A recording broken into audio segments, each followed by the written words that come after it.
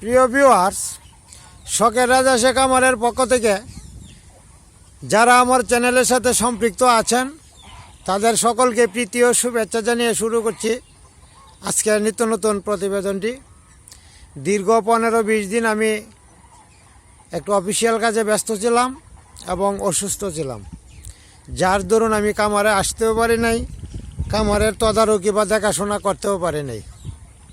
যাই হোক প্রিয় ভিউয়ার্স, আজকের অনেক দিন পরে একটি নিত্য নতুন ভিডিও নিয়ে আসছি।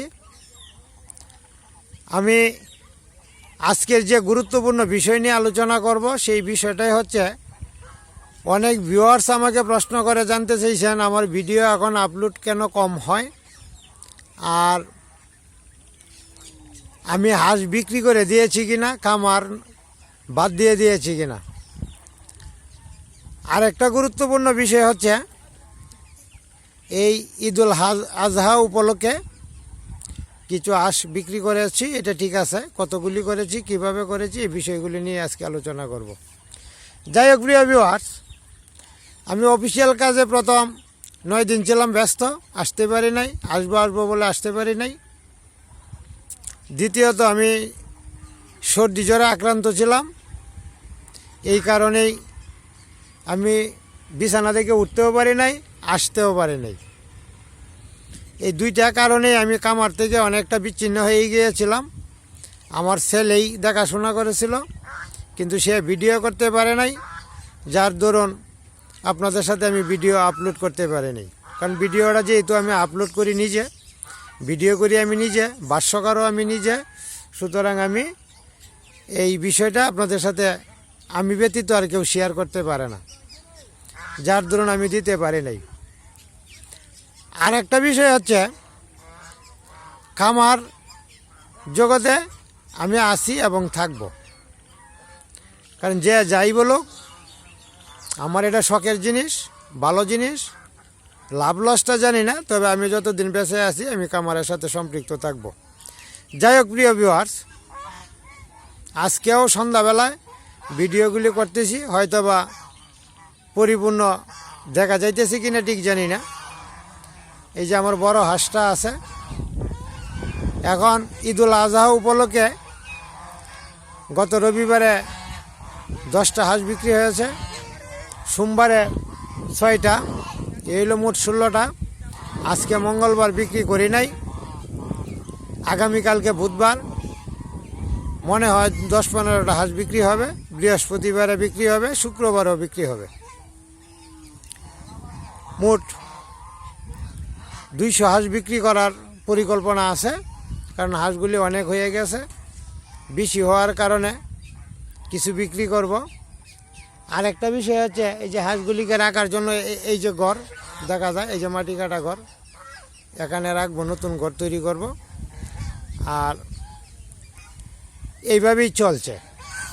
যাই হোক প্রিয় ভিউয়ার্স, আমার এইখানে বড় হাঁস যে আছে, বড় হাঁস, এখানে 6টা হাঁস ডিম পাড়তেছে, আরও মনে হয় 15-20টা বা 22টা হাঁসের মতো ডিমে আসবে। আমি কালকে বুধ ঘর স্থানান্তর করব, পানি হয়ে গেছে, যে ক্ষেতগুলি আগে শুকনা ছিল, এই যে ধান ক্ষেতগুলা, এখন প্রচুর পরিমাণে পানি হয়ে গেছে বৃষ্টির কারণে। এই জন্যেই কিছু হাঁস কমিয়ে রাখবো, কারণ 565টা হাঁস এখন রাখা আমার পক্ষে কোনো অবস্থাতেই সম্ভব না। পানি একটু বেশি পরিমাণে হয়েছে, আর 2টা খামারই একসাথে করেছি। তা আমি অসুস্থতা থাকার কারণেই আমি আমার ভিডিওগুলি আপলোড করতে পারিনি। যাই হোক, যারা আমার খোঁজ নিয়েছেন হোয়াটসঅ্যাপে, ইমোতে, মেসেঞ্জারে, ফেসবুকে এবং আমার ইউটিউব চ্যানেলেও যারা মেসেজ দিয়েছেন, আমি খামার বিক্রি করি নাই, এই জন্যই আমি আর একটা ভিডিও আপলোড করতেছি। আর যারা খোঁজ নিয়েছেন তারা তো মোটামুটি আমার সাথে কথাবার্তা বলেছেন, আমার সম্পর্কে জেনেছেন। আর যারা জানেন না বা খবর নেন নাই বা নিতে পারেন নাই সময়ের অভাবে, তারা অবশ্যই জেনে নিন আমার খামার আছে এবং থাকবে। আরও হাঁস আছে দূরে, এইগুলি দূরে, এই যে খাবার খাইতেছে। দিনটাও একটু অন্ধকারাচ্ছন্ন, বৃষ্টি হবে, এই জন্য এই ছবিগুলো বোধহয় ক্লিয়ার আসতেছে না। যাই হোক প্রিয় ভিউয়ার্স, আমার খামারের জন্য অবশ্যই আপনারা দোয়া করবেন, আর আমিও যাতে পরিপূর্ণ সুস্থ হতে পারি সেই জন্য দোয়া করবেন, এটাই আমার কামনা রইল। আর একটা বিষয় হইল, ডিম পাড়া হাঁস যদি কেউ সংগ্রহ করতে চান ডিমের মুখে, তাহলে সংগ্রহ করতে পারেন। এটা আমি আপনাদের সাথে শেয়ার করলাম। যাই হোক প্রিয় ভিউয়ার্স, কথা বলতে বলতে অনেক কথাই বলে ফেললাম। আগামী কালকে থেকে গুরুত্বপূর্ণ ভিডিও পাবেন। আজকে শুধু ডিম পাড়ার বিষয়টা নিয়েই কথা বললাম, অসুস্থতার বিষয় নিয়ে কথা বললাম। আর আমার যে খামার আমি বিক্রি করি নাই, আছে চলমান অবস্থায়, এটা আপনাদের সাথে আমি শেয়ার করতেছি। যাই হোক, আর একটা বিষয় আমি আপনাদের সাথে শেয়ার করি। এখন কিন্তু আসলেই খাদ্য কিছুটা কম, দানাদার খাদ্য পানি নিচে পড়ে গেছে, আর কচুরিপানাও খুব কম। কিছু কিছু কচুরিপানা আছে, এই যে দেখা যায়, এই যে কচুরিপানা দেখা যায়, এই যে কচুরিপানা দেখা যায়, এই যে এইখানে আছে কচুরিপানা। এটা স্টক হিসেবে কচুরিপানা রাখা হয়েছে বর্ষাকালে যান বাঁচানোর জন্য। কারণ বর্ষাকালে কচুরিপানা ছাড়া বিকল্প আর কোনো পথ নাই। পানি আস্তে আস্তে পর্যায়ক্রমে আরও বাসমান হবে, অনেক বেশি পানি হবে। আর পানি হওয়ার পর কচুরিপানার উপরে নির্ভর আমার করতে হবে বেশি, আর হালকা দানাদার খাদ্য দিতে হবে। যাই হোক প্রিয় ভিউয়ার্স, আপনাদের মনে একটা বিষয় বা একটা প্রশ্ন অবশ্যই জেগেছিল যে আমি কামার জগৎ থেকে দূরে চলে গিয়েছি কিনা। আসলে আমি কামার জগৎ থেকে যাই নাই এবং যাবও না।